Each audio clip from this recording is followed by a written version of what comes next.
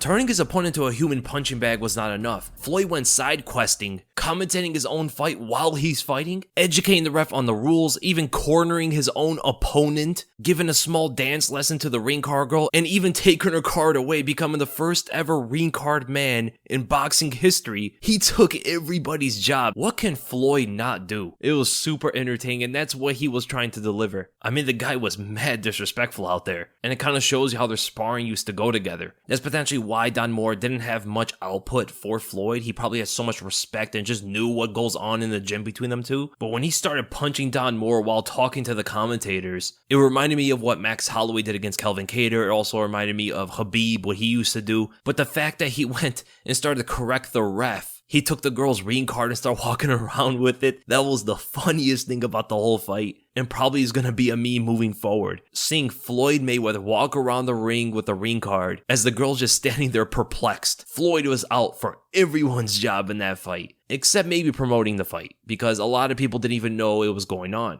And I'm not going to lie, it was pretty entertaining to watch. He fought his old training partner, Don Moore, who's 42 years old. He is 18-0, which at first I thought, oh, a young guy who's 18-0. But he's 42 years old with that kind of record, which caught me off guard. And Floyd looked amazing. At a young 45 years old, the guy barely even lost a step as he went out there and punished his opponent so badly, the guy could barely even lay a glove on him. He was hurting his opponent all around the ring. Even in one of the rounds, he was literally non-stop throwing punches, like it was a 2-minute heavy back session, wailing on the guy to the body, to the head, and even at one point in the fight, he dropped him with a liver shot, and he was definitely putting power into his punches, having the time of his life out there, the easiest and the funnest way he's ever made money. This fight made Logan Paul and Conor McGregor look so much better. I mean, those guys put a much harder fight up against Floyd than an actual professional boxer did. Logan and Conor definitely had size to help him though. And who can blame Floyd? If anybody was in his position, they would do the exact same thing. Fighting MMA fighters, fighting YouTubers, just looking to put on a show. If anybody was in that same position, they would do the exact same thing. The guy's going around the world. This one is in the United Emirates. He was in Japan before when he fought Tenshin Nasukawa.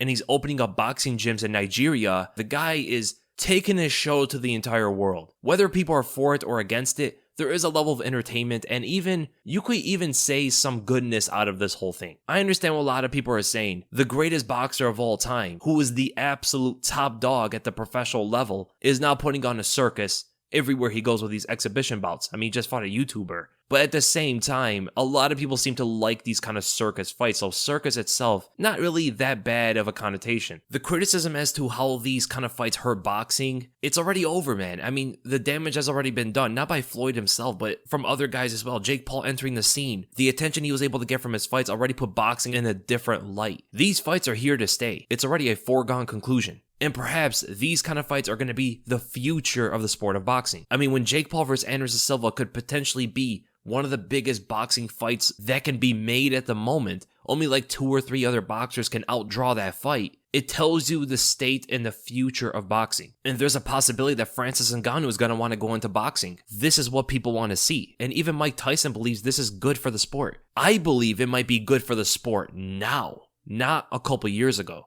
And speaking of Anderson Silva, he also fought on this card. The guy that Jake Paul for some reason is not accepting to fight. It might be because Anderson has 2 eyes and not coming off hip surgery and isn't a wrestler, even though that's the absolute perfect opponent for him. Anderson fought on the same card as Floyd Mayweather, and he took his opponent to school. Even older than Floyd at 47 years old, there's a lot of noise going around that guy. Anderson Silva versus Jake Paul is absolutely the fight that needs to happen on that scene. It's potentially one of the bigger boxing fights that can go on, as sad as that is to say. And in my opinion, Anderson should absolutely dust Jake Paul and knock him aside. That should not be too difficult of a fight for Anderson Silva. And there's a reason a lot of people believe why Jake Paul refuses to take that fight. But that's beside the point. Floyd Mayweather is also saying that he's going to continue fighting, and the next card he puts on is going to be also in the UAE. And I'm not going to lie, I am more excited about these fights than some of the competitive fights that boxing puts on, because I've always been sick of the politics behind it. At least now there's more entertainment and excitement around the fights,